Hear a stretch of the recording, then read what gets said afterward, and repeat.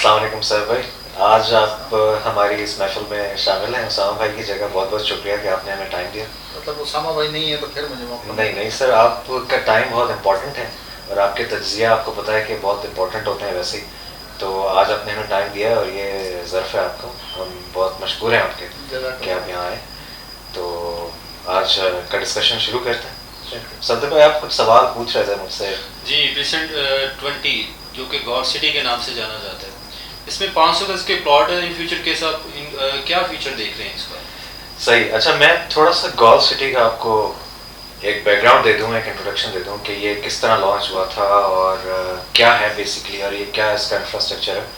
देखें, this is one of a kind golf course, 27 PGA standard golf course in Pakistan, जो इस वक्त पाकिस्तान में मौजूद नहीं। बहुत ही लश ग्रीन इसके गार्डन्स हैं, ठीक है। और फिर जो इसमें जो आप प्लॉट की जिस तरह बात कर रहे हैं, इसकी 85 लाख पे लॉन्चिंग हुई थी, ठीक है। अब इसका जो लिविंग स्टैंडर्ड है, आप ये देखें कि आपके विला का जो गार्डन है वो गोल्फ कोर्स के ग्रीन एरिया में खुलता हो, तो उससे बड़ी और क्या बात हो सकती है। ये इसी तरह का एक मेगा स्ट्रक्चर है, जिस तरह ग्रैंड जामिया मॉस्क हो गई, जिस तरह एफिल टावर हो गया, जिस तरह आपका रफ़ी क्रिकेट स्टेडियम हो गया। स्पोर्ट्स सिटी को कॉम्प्लीमेंट करता है, उसके सामने ही है। और इसके जो मैंने जैसा कि आपको बताया कि 27 होल का ये PGA स्टैंडर्ड गोल्फ कोर्स है और one of a kind, unmatched, unparalleled. Pakistan में इस तरह के कुछ कंट्री क्लब्स हैं, कराची में, लाहौर में क्लब वगैरह हैं, पामा रिजॉर्ट वगैरह के नाम से, बट उनका ये स्टैंडर्ड और ये नहीं है। इसके अलावा इसके अंदर एक gold golf and country club मौजूद है।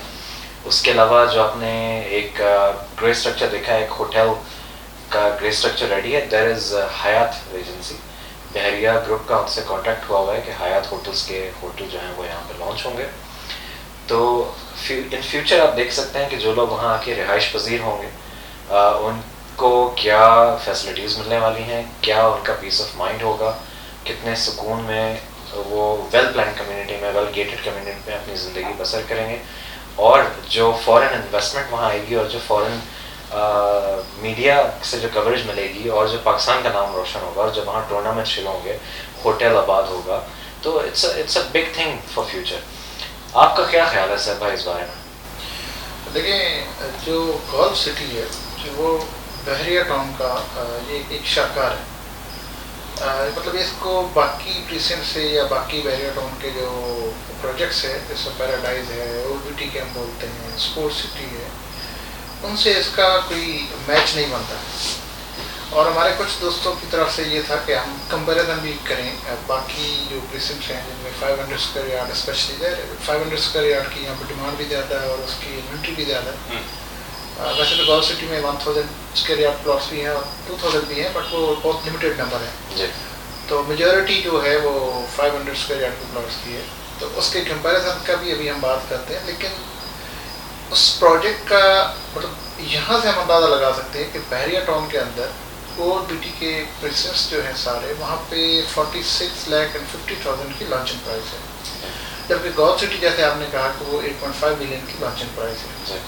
ये चीज़ वो डिफाइन करती है कि बेसिकली बहरिया टाउन जो है उसका क्या स्केल और क्या स्टैंडर्ड लेके जा रहा है, और वो स्केल और स्टैंडर्ड आज हमें नज़र आता है।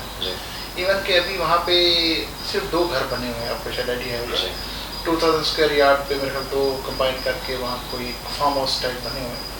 अभी वहाँ पे कोई विला बना नहीं है या किसी किस्म की कंस्ट्रक्शन अभी हुई नहीं है, लेकिन फिर भी आज उस एरिया में जाएँ तो उसकी जो मेंटेन किया हुआ है, उसके जो लश ग्रीन, और मतलब आप बाहर जब चलते हैं, यहाँ से गुजरते हैं, वैसे तो पूरा बहरिया टाउन आपको नज़र आता है, वो खींच के आपको कहता है कि इधर कोई प्रोजेक्ट है और वो बहरिया टाउन है। लेकिन उसमें जो उसका लाइटिंग और लश ग्रीन एरिया ऊपर से आपको नज़र आता है, वो एक स्पेशल किसे कहते हैं ना, एक अट्रैक्शन है। अच्छा, एक तो चीज़ ये है। दूसरा, जैसे आपने कहा कि आपके सामने इतना बड़ा लॉन है, इतना लश ग्रीन एरिया है, आपको विला के घर के सामने बाहर निकलते हैं तो ये जगह सारी अपनी जगह पे। अगर हम फ्यूचर फोरकास्ट की बात करते हैं, आज अगर देखते हैं तो आज एक गैप चल रहा है। गैप क्या है कि प्रीसेंट 4 है, प्रीसेंट 17 है, बैरिया हिल है, प्रीसेंट 9 जो है, ये वो प्रेजेंट है। 500 स्क्वायर यार्ड के कंपैरिजन की बात कर रहे हैं। 27A को भी अगर हम ले, हाँ उसको भी कर सकते हैं, उसके साथ ही 29 भी गोल्फ सिटी के साथ आ जाता है। हाँ उसको भी कर सकते हैं। अच्छा मैं इनको इसलिए कह रहा हूँ कि ये वो प्रेसिडेंट है जो गेट के करीब 3 लोकेशन में आते हैं। अच्छा। और यहाँ पे कंस्ट्रक्शन स्टार्ट हो चुकी है। जी बिल्कुल। अच्छा चूंकि यहाँ पे कंस्ट्रक्शन स्टार्ट हो चुकी है इस वजह से इनकी थोड़ी वर्थ बेहतर है। मॉनिटरी टाउन में देखते हैं यहाँ पे आपको एक रीजनेबल प्लॉट आपको 10 से 12 मिलियन तक का मिलता है, हिल में 4 में इसी तरह 17 में। जबकि अगर गोल्फ में जाते हैं तो वहाँ इस वक्त प्लॉट सस्ता है, वहाँ पे आपको कोई 60 लाख से लेके कोई मतलब 10 मिलियन तक प्लॉट मिल जाता है। कंपेरेटिवली आज प्राइस की प्लॉट की प्राइस कम है। ये एग्जैक्टली इसी तरह है जिस तरह बहरिया अपार्टमेंट आज महंगे हैं और बहरिया जो हाइट है वो सस्ती है।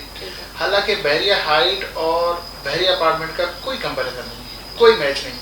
फ़र्क सिर्फ वही है जैसे मैंने कहा प्रेसिडेंट 4 और 3 प्रेसिडेंट में देख रहे हैं कि यहाँ पे इस वक्त विलास बनना शुरू हो गए और गोल्फ सिटी में भी विला बन नहीं रहे, इस वजह से उसकी प्राइस आज कम है।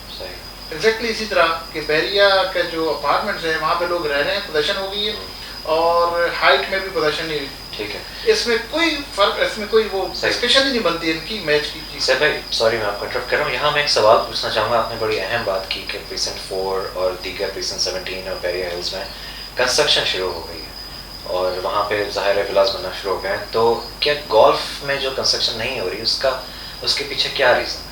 देखिए गोल्फ में ना अभी एक तो पोजीशन का है, कुछ एरियाज में पोजीशन हुई है और कुछ एरियाज में पोजीशन नहीं हुई, मेजर यही है। लेकिन आज भी अगर गोल्फ को देखना, अगर मैं प्रेसिडेंट 4 है, हिल है जो हम जिक्र कर रहे हैं 3 प्रेसिडेंट, यहाँ पे आज भी विला तो बनना शुरू हो गए हैं, ना वहाँ पे स्कूल है जो इन प्रेसिडेंट के अंदर है, वैसे तो बहरिया टाउन के अंदर फैसिलिटीज हैं, ना वहाँ पे कोई मॉस्क है जो अभी तक बनी है। गोल्फ सिटी में आज भी देखें कोई कंस्ट्रक्शन नहीं हो रही, आज भी वहाँ पे मॉस्क रेडी है, ऑपरेशनल है, वहाँ पे स्कूल की बिल्डिंग भी आपको पता है ऑपरेशनल होने जा रही है, ऑपरेशनल है। जी। तो मतलब ये कि उस प्रोजेक्ट का यहाँ से अंदाजा लगाएं कि वो आज भी इवन के वहाँ पे कंस्ट्रक्शन नहीं स्टार्ट हुई, पोजीशन बहुत सारे एरियाज में नहीं हुई, इवन कुछ एरियाज में काम भी हो रहा है, डेवलपमेंट का काम भी करने के कुछ एरियाज में, तो ये बेसिक फैसिलिटीज वहाँ पे मौजूद है। अच्छा अब हम अगली स्टेज पे जाते हैं कि चलो आज करंट तो हमने डिस्कस कर लिया कि प्राइस क्या है और डेवलपमेंट वर्क, कंस्ट्रक्शन वर्क कहाँ पे क्या हो रहा है। हम देखते हैं कि 2 साल बाद आज जो एक बंदा इन्वेस्टमेंट करने जा रहा है या कंपैरिजन करने जा रहा है, तो ज़ाहिर आज का तो ये स्टेट है 2 साल बाद गोल्फ सिटी की प्राइसेस और उसकी डिमांड और उसकी मतलब प्राइसेस कहाँ होगी, और बाकी जो 3 हमने जो स्टैंड लिए हैं जो एक तो गेट के पास है और जहाँ सबसे ज़्यादा काम हो रहा है, ये कहाँ पे होंगे। अब बात ये है कि आज प्राइस का डिफरेंस सिर्फ इस वजह से है कि वहाँ पे कंस्ट्रक्शन नहीं हो रही। अभी 2 विलास वहाँ पे बन चुके हैं और अभी कुछ एरिया की जैसे मैंने कहा पोजीशन होगी, अभी बहरिया टाउन ने अभी 20 मई का फिर एक लेटर भेजा कि 20 मई तक आपकी लास्ट डेट है पोजीशन ले। तो जो ही ये कंस्ट्रक्शन होना शुरू होती है, क्योंकि हमारे भी जो कंस्ट्रक्शन करती है इस्लाम स्टेट, तो उसके भी काफ़ी सारे लोग इस वक्त लूप में हैं जो कंस्ट्रक्शन की कॉस्टिंग में, उसकी ड्राइंग अप्रूवल में, उसके पोजीशन प्रोसेस में चल रहे हैं। तो यूँ लगता है कि आने वाले 2-4 महीनों में 6 महीने वहाँ पे कोई 10-15-20 विलेज स्टार्ट हो जाएंगे। जब 10-15 स्टार्ट होते फिर लाइन ही लग जाती, फिर सारे लोग जो एंड यूज़र हैं उसको बना रहे थे। तो मैं समझता हूँ 1 साल के एंड तक वहाँ पे कोई 10-15-20 विलेज जो हैं वो कम्प्लीट हो चुके हैं। अगर 1 साल और एक्सटेंड करते हैं तो 2 साल बाद जो ट्रेंड नज़र आ रहा है, जो फ्लो नज़र आ रहा है, वहाँ पे कोई 150 फैमिली रह रही होंगी। अच्छा अगर वहाँ पे 150 फैमिली रह रही थी तो इसलिए इन प्रेसिडेंट्स में जो पहले जहाँ पे कर सकते यहाँ थोड़े ज़्यादा रह रहे होंगे, लेकिन वहाँ पे जो ये गैप था जिसकी वजह से प्राइसेस का गैप है वो ख़त्म हो चुका होगा। तो जो स्टैंडर्ड है, जो आपको एक वहाँ पे रहते हुए एक एक्स्ट्रा जिसे कहते हैं फैसिलिटीज़ हैं या एक्स्ट्रा आपको पीस ऑफ माइंड है कि आप किस एरिया में रह रहे हैं, वहाँ की ग्रीनरी, वहाँ का मेंटेनेंस, वहाँ का जैसे आपने हयात रेजिडेंसी का बताया जिसका अभी कुछ भी नहीं है तो उसका स्ट्रक्चर कंप्लीट है, बल्कि ग्रे कंप्लीट है, फिर उसका क्लब वो भी ऑपरेशनल है, जैसे स्कूल का हमने बोल दिया, मास्क का बोल दिया। तो 2 साल बाद उस एरिया की जो डिमांड होगी या उसकी प्राइसिंग होगी या उसकी वर्थ होगी, मैं समझता हूँ कि इससे कहीं ज़्यादा होगी जिन परसेंट अब आज हम देख रहे हैं।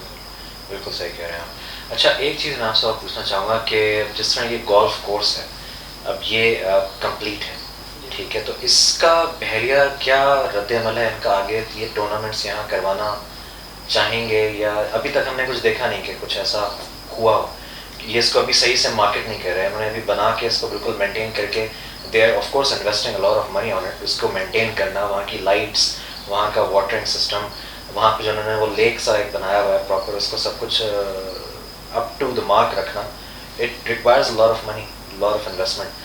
तो ये किस तरह उसको मैनेज कर रहे हैं? Why are they not operating that golf course right now? अच्छा देखिए, यहाँ पे इस चीज़ को हम डिस्कस करते हैं कि इसको ऑपरेट क्यों नहीं करें।